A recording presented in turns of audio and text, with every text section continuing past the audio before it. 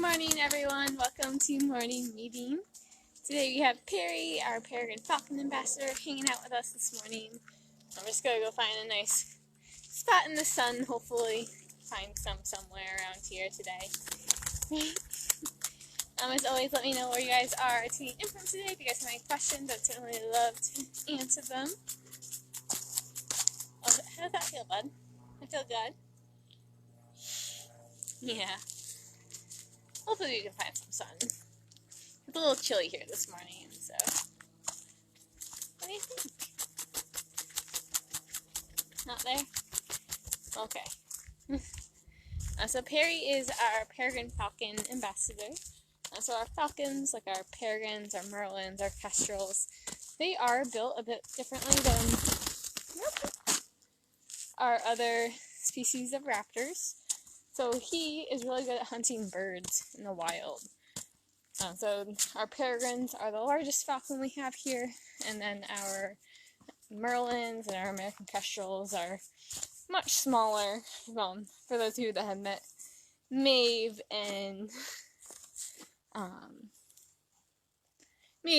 our merlin ambassador. What do you think of this? Can we sit here? And they are all falcons. Hi, Mom. Good morning, John and Teresa from Jersey. Wow, welcome. You get people want to see you from all over, bud. Look at that. So they are specialized bird hunters. So when he was flapping his wings, you might have saw he has these really long pointed wings that all of our falcons have. These guys are incredibly fast. Oh, good boy. Nice rouse. Yeah. The little shake means that he's calming down a little bit. He's relaxing. So these guys are actually the fastest animal on the planet. So they, in the wild, will sit on a nice high rocky ledge, especially up in Acadia National Park. We hear stories about hunters getting dive-bombed by parents. So these guys in the wild will sit on that high rocky spot. In the cities, though, they've pretty well adapted to live near humans now. So they will sit on a nice tall skyscraper and wait for a pigeon or a little songbird to fly by. Yeah, good point. And then they'll dive head first, tuck their wings against their body, and then literally punch their prey out of the sky after they put their talons into a fist.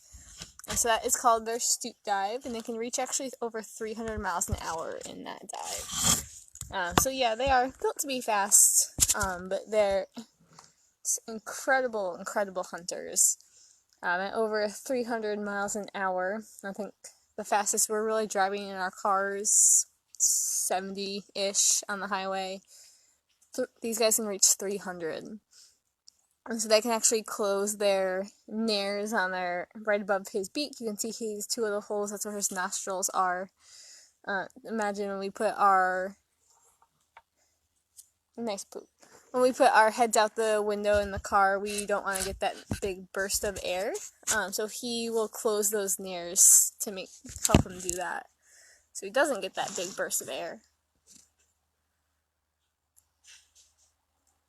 Teresa, so we feed him a bit of a mixture of foods.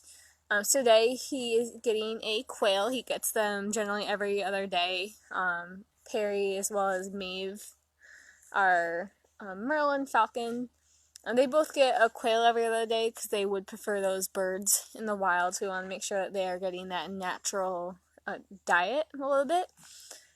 So they do get those nutrients that they would normally get from the wild in those birds. On those opposite days, he does get a couple mice. And then Fridays is the special enrichment day for all the ambassadors, so he may get a day-old chick or something like that. We still has the yolk sack. It's kind of like a Twinkie for them. It's a little bit of a treat, but they do not get it very often just because it has very high fat content. Yeah, we do. And that's generally what we feed him: mice and quail. Good morning, Andy. Good Good morning, Danielle from San Diego. Wow, welcome. Good morning, Michelle. Good morning, Kim. Andy Perry has been with us since 2012. So he was an adult when he came in, so we know he's at least about 9 years old. But because he was an adult, it's kind of hard to tell. So we say he's at least 9. He could be a little bit older, we're not really sure. But they, in captivity, can live to be in their high teens, low 20s. The oldest in captivity is 22, I believe. So we'd love to have him for lots more time. Our female who passed away last summer, she was 15 when she passed away. So we have very high hopes for him because he's only about 9 years old. He is very, very handsome, Danielle. I would definitely agree.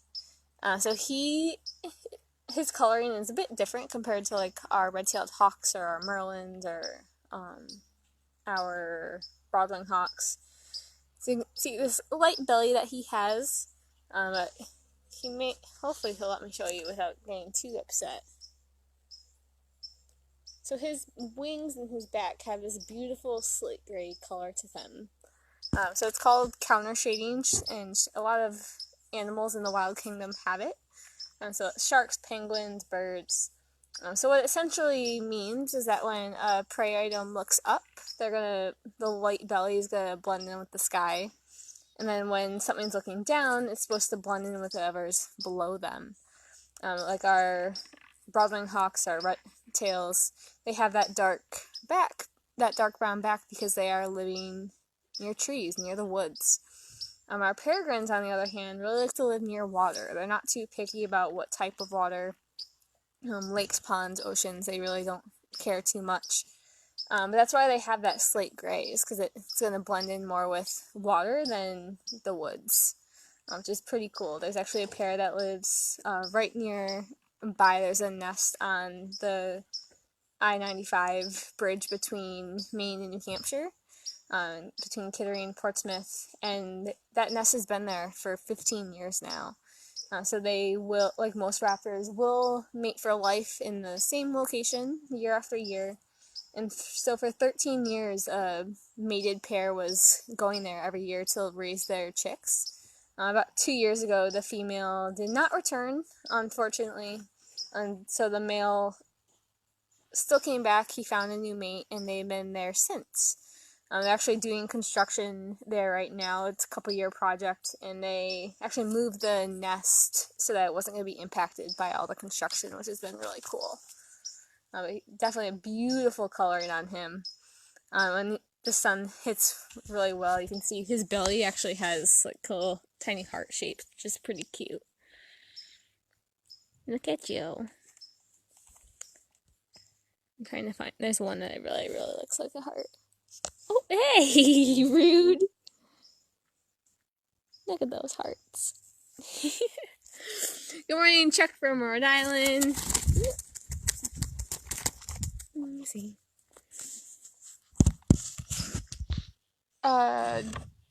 John, does he need intellectual stimulation like some of our other animals? Yes, we always try to offer enrichment to all of our ambassadors. It gives them just a better life.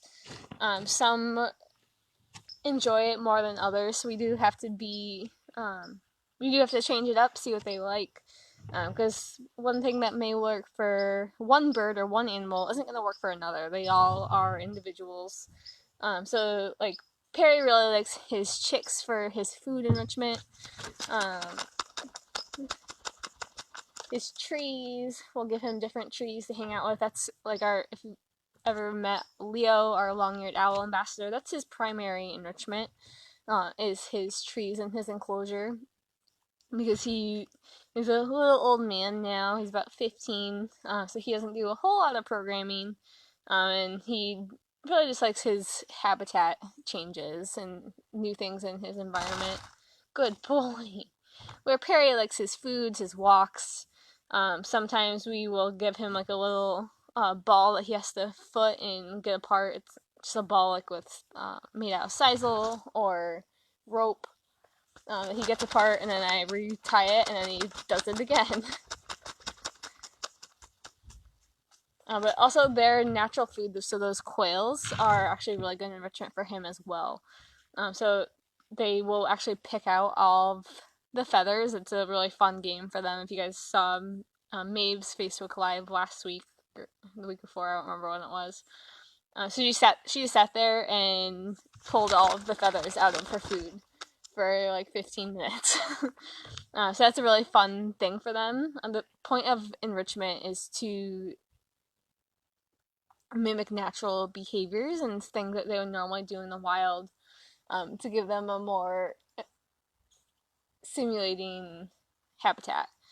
So we don't want them to be bored. We want them to have things that they would normally do in the wild. So that's some things that we can do with Perry, but he's probably about in the middle of the intelligence spectrum. So our corvids, so our crows, ravens, blue jays, they are the smartest birds, with the ravens being the actual smartest in the world. And then would be our vultures. They're about as smart as a 4-year-old. And then I usually put the falcons right under them at like a 2-year-old. So our falcons are, yeah, tend to be a bit more sassy. For those of you that were lucky enough to ever have the chance to meet Freya, our late female who passed last year, she was just so sassy and smart and silly, and she knew who she could get away with things with, kind of like a toddler, testing the limits. Is definitely how I would describe our falcons. They do try to test their boundaries a little bit more than some of like our hawks or owls would.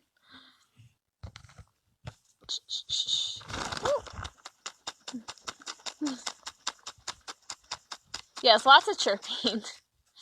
So I am outside by our patient enclosures. I know that the one building's empty. Right behind me is our big flyway. So that's where our 2 turkey vultures are getting ready to be released soon. They're just building up their flight muscles. I have a couple songbirds around here as well hanging out, so that's probably what you hear. Okay. Chuck, yes, peregrine falcons have recovered from DDT. So just like eagles, if you guys are familiar with Rachel Carson's Silent Springs, these guys were also impacted by the use of the chemical DDT. So they were on the endangered species list. They have been federally removed, but there are still several states where they still are endangered. They have made recovery here in Maine, but we do, of course, we're constantly monitoring, checking on their populations, because we don't really know what some of our impacts are until we see them in our environment and we're all connected, and those chemicals that were hurting them probably not great for us either. So we do watch our wildlife and our environment to learn about things we need to be weary about. But yes, they have made a recovery federally, and here in Maine and New Hampshire as well, but there are still several states where they're not. Hi, Dad. Good morning. And so they will molt about once a year. It's not a full molt though, and so they will replace feathers every summer, but what feathers they're molting are going to change. So they don't molt every single feather every single year, but they will do a lot of them, and so I'll actually flip the camera right now so you guys can see. Hey, don't bite my phone, please. So you might be able to see on his underside right there, those 3 little waxy tubes.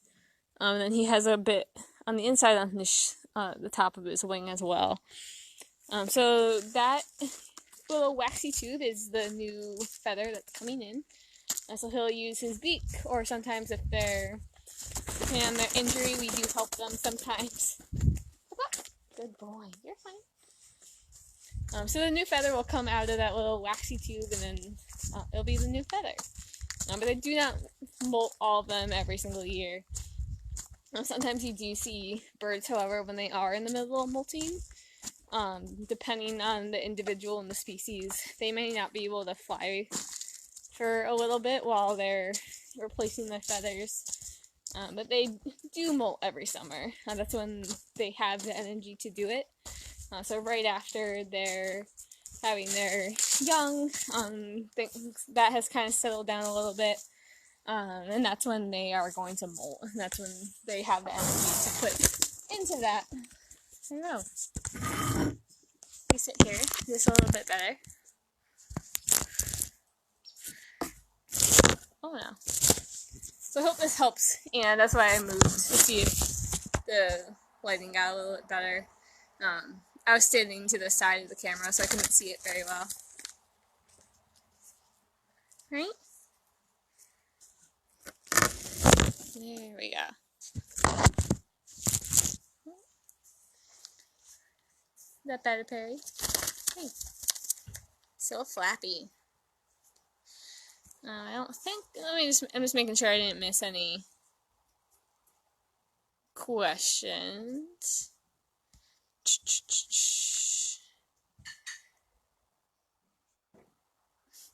I'm glad, Stephanie.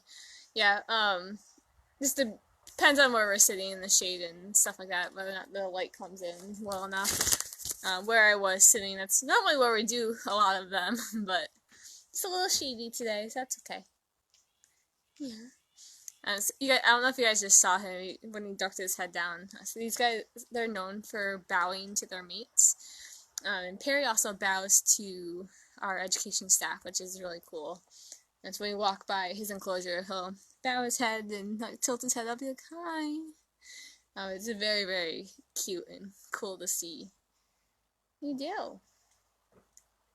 Can I show them a little bit of your close up? You gonna let me? Ooh. Good morning, Priscilla. Welcome. Yes, you can see he has these really long. Please don't bite my phone. Hey. Please don't bite my phone. He has these really long toes. They're not as strong as like our hawks or our owl's talons are. Just because they're hunting different foods. They're hunting in a different style. And so he doesn't need as strong as feet. He does have. Here you go, let me show it off. It's okay. You're okay. I'm trying to show you. So right under the main hook of his beak, you can see a little tiny little tooth, a little notch in his beak. So that is another adaptation that all of our falcons have. Please don't bite my phone. It helps them hunt birds, and that's why they all have them. Right? You're okay. I'm just trying to show you off. And you can see the little black stripes that he has on his cheeks. So those are called malar stripes, and they'll actually fill in as they get older. So their little cheeks will become completely slate gray, and he won't have these little white patches anymore on his cheeks. That's one way that you can estimate how old they might be. An older bird is going to have those filled in cheeks, and the younger do not. So essentially acts like when athletes put on eye black to deflect the light as they're flying. That's why they have that. So feisty. Good morning, Naomi from Rhode Island. Well, that and he knows he's getting breakfast soon, so sometimes our raptors will flap their wings and jump off the glove, and it's called baiting when they're nervous. Perry, more times than not, does it because he's excited or something along those lines. So sometimes it is nerves, but then sometimes it's just him being excited. He does, unfortunately, have some neurological damage as well as soft tissue damage. That's why he lives with us permanently. So he actually came to us from Vermont. The Vins Center, which is similar to us, Quechee, Vermont. Their wildlife hospital as well as an education center. And so he came to us. His story is a little unique. He flew into an electrical transformer. So he has some neurological as well as some soft tissue damage. He does live in one of our smaller enclosures with a ramp system because he can gracefully fall down or jump down, but he can't fly up. So he does have ramps so he can get around his enclosure safely. And he does live in a smaller one because we wouldn't want him to get hurt. We do build all of their homes just for them. And how we set up their ramps and their perching is specific just for them so they don't get hurt. They can get around. They can get to all areas of the enclosure. Yeah, we do. Now that is why he is with us, though. Oh, no. Right, Pear. I just want my breakfast. See those beautiful wings that he has. Yeah. Let me show off your bum. So he'll use that really long tail, kind of like a rudder, like on a boat. They're moving fast. Their prey's moving fast. Quite an amazing hunter. Very good at acrobatics. Yeah, you are. So if you guys have any last questions, we're going to wrap up in a few minutes, just so everyone else can get their breakfast. But if you have any last questions, certainly drop them in the comments. We can answer them. You're okay. He was so handsome. Oh no, he lost the fluff. I wish you would finish molting. Yeah, I do. So he's still actually losing dropping some of his feathers and replacing them. So hopefully he will be done molting soon. On a couple of the Facebook Lives, I still have to research it, but we've been talking about whether or not the females molt earlier. It's something that I've seen here at the center as well. So a lot of our female ambassadors molted earlier in the summer, and then a lot of our males are still molting right now. So Perry's still molting, Leo, our long-eared owl, is still molting, Byron, our barred owl, is still molting. Good boy! Where a lot of our girls have finished molting for almost a month now. They've been done for a while. But you still have your waxy tubes coming in. You do. You don't let me help. It's okay. When those feathers are coming in on the bottom, it's really white. So that's the dead part. So on the... Ooh, that's not... You guys don't want to see my face. Can I just show it off for a second? Please don't do that. So on the top of that tube right there, you can see it's a bit darker, and then the tip of it is white. And so the white part is the dead part. That's the part that he can use his beak to kind of scrape off. But that higher part is still growing. So he doesn't want to prick that. It's not going to be painful for him if he were to nick it. So we call that a blood feather. And that's what sometimes happens if they nick that. They might have some blood because it is still growing. And then once the tube goes white, that's when it's dead and when the tube can come off so the feather can be exposed. You have so many, bud. Especially right up there in his elbow. You're such a goof. Yes, lots of molting. Oh, you're welcome, Johnny Chuck. Oh no. Right. So as always, thank you guys so much for tuning in. Good morning, Katie. Yeah, with Perry, our peregrine falcon, hanging out. As always, thank you guys so much for easy. You're good. For hanging out with us this morning. And we will see you guys tomorrow. Oh, you're welcome, Teresa. Say bye, Perry. Um, I don't know about that. Have a great day, everyone. Bye.